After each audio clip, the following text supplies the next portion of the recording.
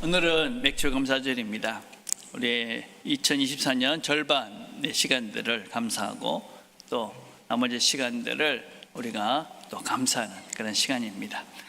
여기까지 우리가 2024년 여기까지 왔습니다. 어디로 오신 것 같습니까? 우리가 삶을 하루하루 살아가는 우리는 우리 자신에게 스스로 물어봐야 될 중요한 질문이 있습니다. 나는 지금 어디로 가고 있는가? 나는 지금 어디로 가고 있는가? 또 어떻게 그 길을 가고 있는가 하는 것입니다. 여러분들은 지금 어디를 향하여 지금 하루하루의 걸음들을 걸어가고 계십니까? 또 어떻게 그 길을 걸어가고 계십니까?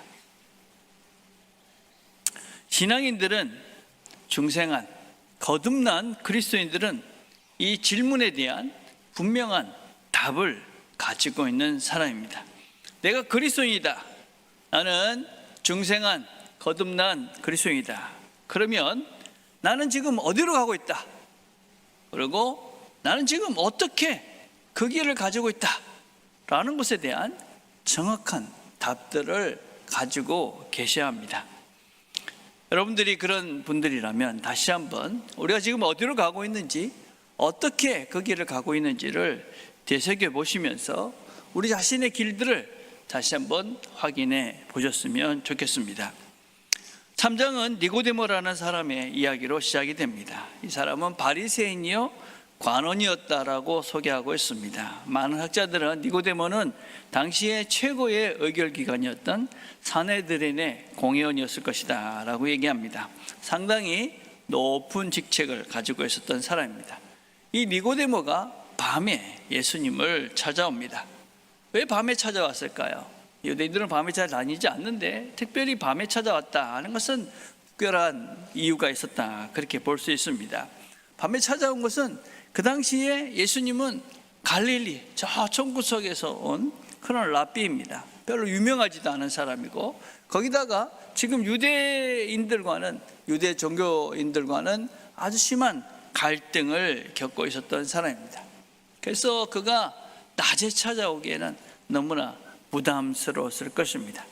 그런데 그럼에도 불구하고 이 높은 관원이었던 이 니고데모가 밤에 찾아온 것은 예수님에 대해서 질문이 강렬했기 때문에 그렇습니다. 밤에라도 가야 되겠다 하는 것이죠. 그가 찾아와서 이렇게 말합니다. 그 밤에 예수께 와서 가로되 랍비여, 우리가 당신은 하나님께로서 오신 선생인 줄 아나이다. 하나님이 함께 하시지 아니하시면 당신의 행하시는 이 표적을 아무라도 할 수 없음이니이다. 예수님을 선생님이다 이렇게 보면서 하나님께로부터 오신 분입니다. 또 당신은 하나님과 함께 하시는 분임을 확인합니다. 난 확신합니다. 그렇게 이야기합니다. 그리고 아마 니고데모는 그 하나님으로부터 오시고 하나님과 함께 하시는 예수님을 통해서 그 너머를, 그 이상을 알길 원했고 배우기를 원했을 것입니다. 니고데모가 비록 두려워서 또 부담스러워서 밤에 찾아왔지만 이분의 이런 열정, 또 하나님에 대한 관심, 이것은 아주 중요하고 귀합니다. 신앙생활을 하면서 하나님에 대한 관심, 또 하나님을 알고 싶은 열정들이 생긴다는 것은 아주 중요하고 필요한 순간입니다. 우리는 말씀을 듣고 또 우리가 기도를 하면서 순간순간 그런 생각이 들 수가 있습니다. 그런데 대부분은 그 시간을 그냥 지나가 버리죠. 오늘 말씀을 들어보니까 그래, 이제 성경을 읽어야 되겠구나, 기도를 해야 되겠구나 생각하지만 막상 용기를 내서 그 걸음을 옮겨서 기도의 자리에, 말씀의 자리에 나가는 경우는 대단히 드뭅니다. 새로운 길, 새로운 눈을 뜨기 위해서는 관심과 용기와 행동이 반드시 뒤따라야만 합니다. 비록 조금은 부담스러운 예수님을 밤에 찾아온 이 니고데모는 예수님을 통해서 새로운 삶이 시작된 것이 분명합니다. 이 사건 이유를 보면 니고데모 이야기는 7장과 또 19장에 두 번이 나옵니다.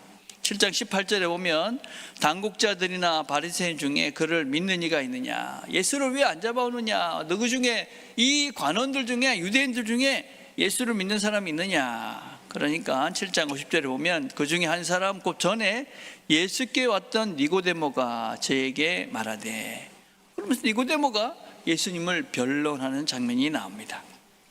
또 19장 39절에 보면 일찍 예수께 밤에 나왔던 니고데모도 몰약과 침량 섞은 것을 100근쯤 가지고 온지라. 예수님께서 십자가에 돌아가셨을 때 이 예수님의 장사를 아리마대 요셉과 함께 지었던, 장사를 지냈던 사람이 바로 이 니고데모라는 사람입니다. 여러분들이 새로운 세계, 하나님에 대해서 더 많이 알고 싶고 또 하나님을 체험하고 경험하고 싶다, 그렇다면 여러분들은 그분에 대한 관심이 있으셔야 되고, 그리고 용기를 내서 발걸음을 움직이셔야 되고 행동하셔야 됩니다. 그러면 우리는 그 다음의 걸음들을, 그 다음의 세계들을 열어갈 수가 있다. 근데 본문을 보면 막상 이런 니고데모에게 예수님은 민망할 정도로 직설적으로 이렇게 표현하십니다. 예수께서 가라사대 진실로 진실로 내게 이르노니 사람이 거듭나지 아니하면 하나님 나라를 볼 수 없느니라. 니고데모가 가로되 사람이 늙으면 어떻게 날 수 있사옵나이까? 두 번째 모태에 들어갔다가 날 수 있사옵나이까? 예수님께서 거듭난다, 다시 태어나야 된다라는 말은 아보덴이라는 말입니다. 이 말은 아주 중요한 두 가지 의미가 있는데, 하나는 위로부터라는 말이 있고 다시라는 말이 있습니다. 그러니까 사실은 예수님께서는, 이게 다른 우리나라 번역은 지금 거듭났다고 그렇게 번역이 되어 있지만 다른 영어 성경은 다 위로부터 났다 이렇게 번역을 하고 있습니다. 그러니까 예수님께서 뭐라고 말씀하신 것이냐면, 네가 위로부터 태어나지 않으면 하나님 나라를 볼 수 없다, 그렇게 이야기한 것입니다. 위로부터 태어나야 하나님 나라를 볼 수 있다. 그러니까는 아니 어떻게 우리가 두 번 태어납니까? 그러니까 이 아보덴이라는 말을 이 사람은 다시라는 말로 오해를 한 거죠. 그러니까 우리나라 말도 배 그러면 먹는 배도 있고 타는 배도 있고 뭐 사람 배도 있지 않습니까? 그런 의미를 받아들인 겁니다. 그러니까 예수님께서 다시 말씀하십니다. 예수께서 대답하여 이르시되 진실로 진실로 내게 이르노니 사람이 물과 성령으로 나지 아니하면 하나님 나라에 들어갈 수 없느니라. 물과 성령으로 태어나야 위로부터 태어나는 것이다. 아주 중요한 얘기입니다, 여러분. 물이라는 것에 대한 여러 가지 해석이 있지만 물이라는 것은 세례를 말합니다. 세례라는 것의 가장 핵심적인 의미는 죽음입니다. 죽음. 내가 죽었다. 이 죽음이라는 것은 내가 그래 죽어주지, 내가 그래 죽었다 치자, 그런 차원이 아닙니다. 내가 죽는다는 이 차원의 말씀은 정말 내가 죽을 수밖에 없는 존재라는 자기 자신에 대한 처절한 인식입니다. 나는 어떻게 할 수 없는 존재구나. 나는 내가 보니까 나는 죽을 수밖에 없는, 내 스스로가 어떻게 자신을 구원할 수 없는, 나는 죽을 수밖에 없는 존재다 라는 것에 대한 심각한 깨달음이 있는 죽음을 말합니다. 내가 죽어주자. 그래서 그리스도인들이 죽었다, 세례를 받았다는 것은 사실은 내가 누구보다 좀 낫다, 이런 말을 절대로 할 수 없는 존재들입니다. 교만할 수 없는 존재들이죠. 나는 죽을 수밖에 없는 존재인데, 그런데 내가 어떻게 누구보다 좀 낫고 교만해질 수가 있겠습니까? 처절히 낮아져서 가장 밑바닥에서 더 이상의 희망이 없는 것이 나다, 그렇게 깨달은 사람들이 받는 것이 세례입니다. 그것이 죽는 것입니다. 죽을 때 우리는 어떤 믿음으로 죽을 수 있느냐? 그렇게 내가 죽으면 하나님이 살리실 것이다. 그 믿음으로 우리는 내 존재를 온전히 십자가에 못 박는 것입니다. 그래서 십자가에 못 박고 이제는 내가 그리스도로 살겠다. 그게 세례입니다. 그래서 물은 우리의 죽음이며 성령은 그곳에서부터 시작하는 하나님의 역사입니다.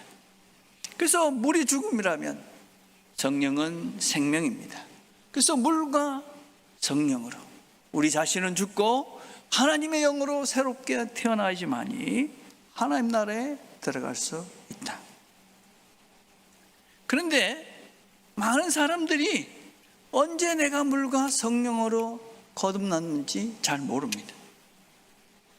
특별히 모태신앙들은 태어날 때부터 나는 교회를 다녔기 때문에 그냥 예수를 믿고 살아왔습니다. 물론 어떤 특별한 분들은 특별한 체험을 통해서 내가 위로부터 난 자다라는 것을 깨닫는 분들도 있지만 대부분의 분들은 사실은 그런 특별한 일들이 잘 없습니다. 어떻게 내가 하나님의 사람으로 거듭났는지를 확인할 수 있는가?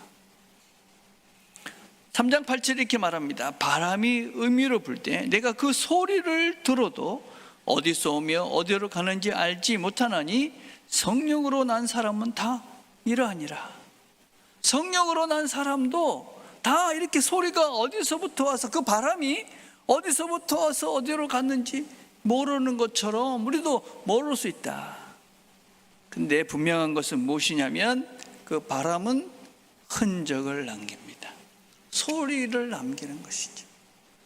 성령께서 우리 안에 들어오셔서 우리 안에 계시다면 그 성령께서 일하시는, 성령이 함께 하시는 실제적인 흔적이 우리 속에 있습니다. 어떤 흔적인가? 적절한 예인지는 잘 모르겠지만 이 반려견 이야기를 좀 해보려고 합니다. 그래서 반려견을 키우시는 분들이 참 많이 있지 않습니까? 그렇죠? 저도 이 개를 한번 키운 적이 있었습니다. 개를 키워보신 분들이 알겠지만 개같이 충성스럽고 진실된 동물이 없습니다. 뭐 개 같다 그럼 칭찬입니다. 예, 사실은 얼마나 이게 성실한지. 제가 그 청년 사역을 다른 나라에서 했잖아요. 그럼 제가 11시 12시를 들을 때가 참 많았습니다. 근데 우리 개 이름이 라떼였는데 이 라떼는 한 번도 저를 안 기다린 날이 없었습니다. 제가 11시 12시 이렇게 들어와도 우리 식구들은 다 100% 다 잡니다. 그런데 우리 라떼만은, 이 강아지는 제가 딱 차에 들어오면 언제서 나왔는지 문 앞에 딱 앉아있다가 제가 오면 그렇게 반갑게 맞이해 줍니다. 그래서 그런 말이 다 있습니다. 사랑받기를 원하느냐? 개같이만 해라. 예. 이 키워보시는 분들은 압니다. 이 강아지 얼마나 정말 그걸 내가 좀 울적하잖아요. 그럼 옆에 와가지고 지도 같이 울적해 줍니다. 그리고 제가 이렇게 좀 마음이 편해 이렇게 하면 와가지고 혀로 얼굴을 막 이렇게 하면서 괜찮다 그런 것 같기도 하고. 하여튼 이렇게 여러분은 정말 다릅니다. 근데도 조금 어색한 표현들은 있어요. 옛날엔 개하고 새끼가 들어가면 욕이었었는데 지금은 개 맛있다 이러고 개 멋있다 이러기도 하지만 개 엄마 개 아빠는 조금 그렇더라고요. 그죠? 개 엄마다 그 욕인지 아닌지, 당신 무슨 개 엄마죠? 하여튼 그렇습니다. 그죠? 요새 또 반려식물도 키우잖아요. 반려식물, 그죠? 식물을 막 이렇게 사랑으로 대하면 이 식물도 뭔가 이렇게 소통하는 것 같습니다. 저희 집 앞에 정원이 있었는데 이렇게 정원에 아침마다 가가지고 제가 물을 막 주고 이러면 어느 날 가면 그 식물들이 아유 고맙습니다 이러는 것 같아요. 해보시면 압니다. 해보시면 정말로 이런 식물들도 얘가 지금 나한테 뭔가 이야기를 하는구나, 그런 걸 느낍니다. 그죠? 모든 생물들은 사실은 다 자극에 반응을 하고 나름 행동을 합니다. 근데 이 각 생물들은, 살아있는 것들은 그 반응하는 내용은 전부 다 다릅니다. 식물이 반응을 한다고 해서 걔가 저하고 이야기할 수 없습니다. 움직이지 못하죠. 우리 그 강아지가 아무리 저하고 감정적인 소통을 한다고 해도 제가 영화를 같이 보면서 이게 이렇지, 제가 철학을 이야기하고 책을 보면서 이런 얘기들은 할 수가 없습니다. 사람도 마찬가지죠. 사람도 같이 음악을 들으셔도 어떤 분들은 그게 음악으로 들리지만 소리로 들리는 사람이 있죠. 그리고 뭐 이렇게 좋은 경치를 보거나 그림을 봐도 그냥 그림으로 보고 끝나는 사람이 있습니다. 거듭난 사람과 거듭나지 못한 사람들의 차이가 분명히 있습니다. 그것은 무엇이냐면 하나님의 자극에 반응하고 행동하는 것입니다. 하나님이 작용하십니다. 하나님에 대해서 우리는 반응합니다. 하나님에 대해서 하나님이 나에게 말씀하시고 하나님이 나에게 하나님 자신을 보여주시는 것을 우리가 보게 됩니다. 가장 실제적인 반응은 바로 말씀에 대한 반응입니다. 베드로전서 1장 23절 이렇게 말합니다. 너희가 거듭난 것이 썩어질 씨로 된 것이 아니요 썩지 아니할 씨로 된 것이니 하나님의 살아있고 항상 있는 말씀으로 되었느니라. 하나님의 말씀으로 너희들을 살렸다. 하나님 말씀이 너희들과 함께하는 그런 생명의 말씀이다. 그래서 우리는 하나님의 말씀을 들으면 반응합니다. 자극을 받고 그것 때문에 우리는 말씀을 따라서 행동합니다. 내가 성령이 우리 안에 계신 가장 구체적인 증거는 하나님 말씀에 내가 어떻게 반응하고 있느냐 하는 것입니다. 하나님 말씀을 들어도 아무런 반응이 없다. 성령이 계신지 심히 두려워하셔야 합니다. 하나님 말씀은 하나님의 성령으로 주신 성령의 말씀입니다. 그래서 그 말씀을 들을 때 우리는 하나님의 음성이 들립니다. 야고보에서 이렇게 말합니다. 그가 조물주 중에 우리로 한 첫 열매가 되게 하시려고 자기의 뜻을 쫓아 진리의 말씀으로 우리를 낳으셨느니라. 하나님 말씀을 통해서 우리가 태어났고 하나님 말씀을 통해 태어났기에 우리는 그 말씀에 자극합니다. 여러분 말씀을 들을 때 어떻습니까? 말씀이 내 가슴을 칩니까? 말씀을 들으면 그래 행동했다고 반응하십니까?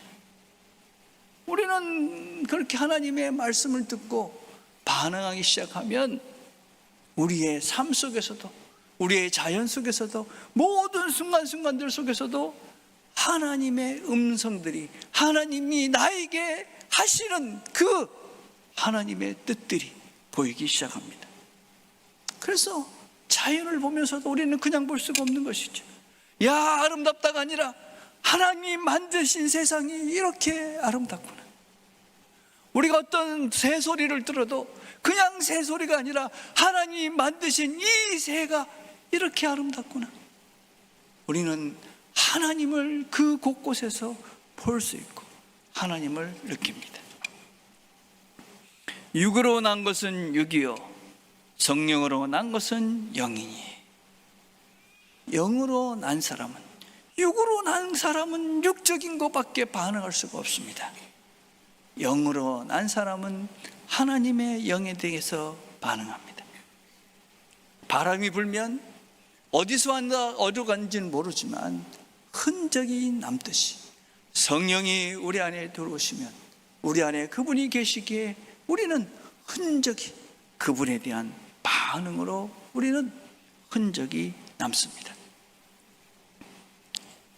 물과 성령으로 거듭난 위로부터 난 사람은 하나님에 대해서 살아있는 자다. 그럼 우리가 어떻게 위로부터 태어났는가 하는 것입니다. 성령은 어떻게 역사하시는가? 무엇을 역사하시는가? 오늘 요한복음 3장 14절에는 이렇게 말합니다. 모세가 광야에서 뱀을 든 것 같이 인자도 들려야 하리니 이는 저를 믿는 자마다 영생을 얻게 하려 하심이라. 영생과 하나님 나라는 똑같은 것입니다. 이 이야기는 모세가 광야에서 뱀을 든 사건입니다. 출애굽한 이스라엘 백성들이 하나님께 원망하다가 하나님의 진노를 받습니다. 불뱀을 통해서 징계를 하십니다. 모세가 기도를 하죠. 하나님 이들을 살려주십시오. 하나님께서 놋으로 불뱀을 만들어서 장대에 높이 달아라. 그리고 그걸 보는 자들은 살 것이다 이야기합니다. 이 사건은 유대인들이 다 알고 있는 사건입니다. 그래서 유대인들이 이해할 수 있는 바로 예수님의 십자가 사건에 대한 예표이기도 합니다. 장대에 높이 달린 노뱀을 오면 살아났듯이 십자가를 바라보는 자는 하나님의 구원을 받겠다. 하나님의 구원을 받을 수 있도록 해주겠다. 그래서 그 십자가를 통해서 우리의 모든 죄를 사해 주시겠다는 하나님의 약속이며 선포입니다. 아니, 뱀이 물렸는데 장대에 달린 노뱀을 봐서 고쳐지나? 안 본 사람은 죽었고 본 사람은 살았습니다. 아니, 십자가에 못 박혀 죽은 예수가 이 사람이 무슨 의미가 있는가? 여러분, 십자가에 못 박힌 예수는 세상적인 관점에서 보면 참으로 어리석고 무력하고 연약한 존재입니다. 아니, 그 십자가에 그냥 비참하게 죽은 그 사람이 무슨 우리를 구원하고 우리를 새롭게 하는가? 그런데 그 십자가가 믿어지는 것입니다. 우리는 그분이 하나님의 아들심을 믿고, 우리는 그 십자가의 대속의 은혜를 믿고, 그 십자가 아래 나가 우리의 죄를 다 자복하고, 하나님 용서해 주십시오, 하나님 내 죄를 당신께 다 맡깁니다, 당신의 이 십자가를 제가 믿습니다, 당신을 믿습니다. 세상적으로는 이해가 될 수 없는 것입니다. 그 십자가에서 죽어버린 그 예수가 무슨 의미가 있는가? 네, 우리는 믿습니다. 그분이 하나님의 아들이며, 그분이 우리의 모든 죄를 사해 주셨으며, 그분이 다시 살아나셔서 우리에게 영원한 생명의 소망이 되신 첫 열매가 되신 분임을 우리는 믿고 그분 앞에 나가 우리의 죄를 고합니다. 우리는 그 십자가의 은혜를 믿습니다.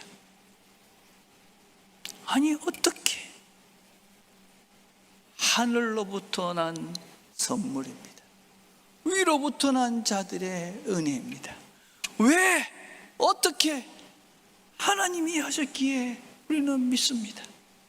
하나님이 그 일을 우리에 보이셨고, 우리는 그 십자가를 보며 하나님의 사랑이 저기 있구나, 하나님이 나를 이렇게 사랑하셨구나, 그 아들 예수 그리스도를 십자가에 못 박기까지 나를 사랑하시는구나.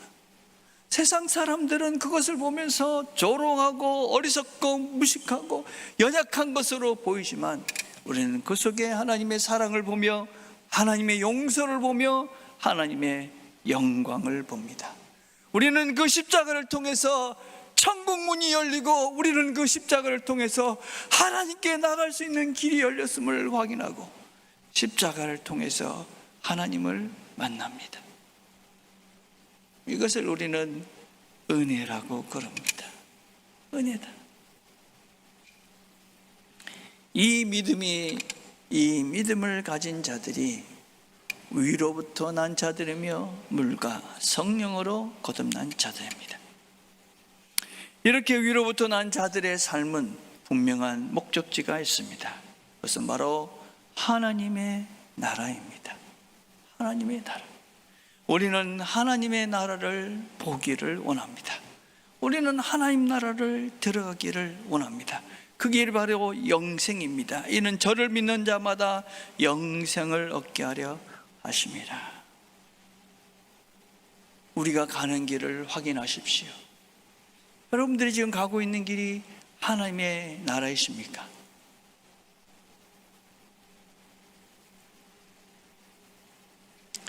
우리가 나이가 들수록 이 나라가 분명하고 뚜렷해져 가야만 합니다. 이 나라가. 여러분, 활짝 웃으시면서 우리를 반겨주실 그 예수 그리스도를 더 분명하게 볼 수 있어야 됩니다. 먼저 천국에 가셔서 우리를 기다리고 계실 반가운 얼굴들을, 그 얼굴들을 그리시며 우리가 소망하며 그날을 기대할 수 있어야 됩니다. 그 하나님 나라가 어떤 나라냐? 하나님 나라는 먹고 마시는 것이 아니요 오직 성령 안에 있는 의와 평강과 희락이라. 의와 평강과 희락의 그 나라를 우리가 기대하며 소망하며 이 땅의 삶을 걸어가는 것입니다. 여러분, 그렇기 때문에 우리의 이 영혼의 길들 속에 우리의 현실이 어떻게 어렵든지 걱정할 필요가 없는 것이지요. 염려할 필요가 없는 것입니다. 그 나라에 이르게 되면 우리에게 평강과 희락과 영원한 쉼이 있다. 우리가 그 나라를 갈 때까지 하나님은 그 나라를 여기서도 누리라고 말씀하십니다. 여기서도 누리라.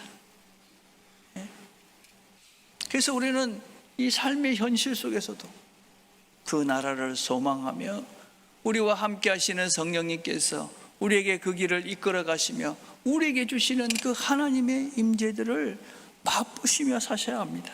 맛보시며. 그저께인가는 제가 이렇게 나오는데 햇빛이 너무 뜨거운 거예요. 와, 뜨겁다.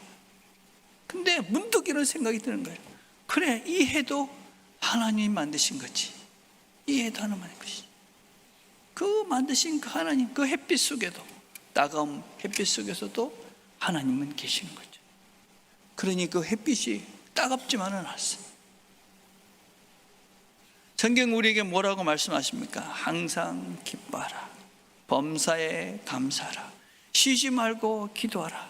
이것이 예수 그리스도 안에 있는 하나님의 뜻이다. 하나님의 뜻을 찾고 하나님께서 우리에게 이 걸음을 어떻게 걸어가시기를 원하는지, 어떻게 이 걸음을 걸어가십니까? 그 길의 확실한 길은 예수가 가신 길을 따라가는 것입니다.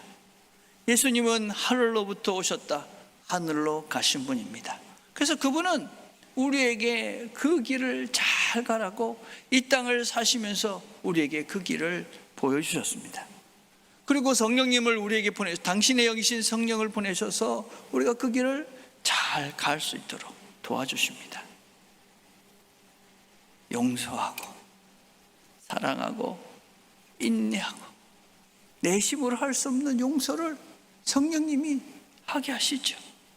내가 희생할 수 없는 그 희생을 성령님께서 도우셔서 하시는 거죠. 내가 낼 수 없는 용기를, 인내를, 참음을 성령님께서 힘을 주셔서 그 일들을 감당하는 거죠. 1년의 절반이 지났습니다. 여기까지 함께 하신 하나님께 감사드립시다. 또 나머지 걸음도 함께 해 주실 것입니다. 여기까지 오신 여러분들도 수고하셨습니다. 하나님이 주님을 따르며 걸어오셨던 여러분들의 걸음걸음들을 다 하시고 또 축복해 주실 것입니다. 수고들 하셨습니다. 나머지 시간도 우리가 우리 안에 계시는 성령님의 인도심 받으시면서 이 길을 잘 걸어갑시다. 하나님 나라, 우리 앞에 있는 그 나라를 기대하고 소망하시면서 인내하시면서 사랑하시면서 이 길을 걸어가셔서 우리 모두가 그 나라에서 영원한 쉼과 평강과 기쁨을 누리는 그날을 다 맞이할 수 있게 되는 저와 여러분 되시기를 주님의 이름으로 축복을 드립니다. 우리가 찬송가 한 장을 같이 했으면 좋겠습니다. 찬송가 436장인데요. 나 이제 주님의 새 생명 얻은 몸, 옛것은 지나고 새 사람이로다.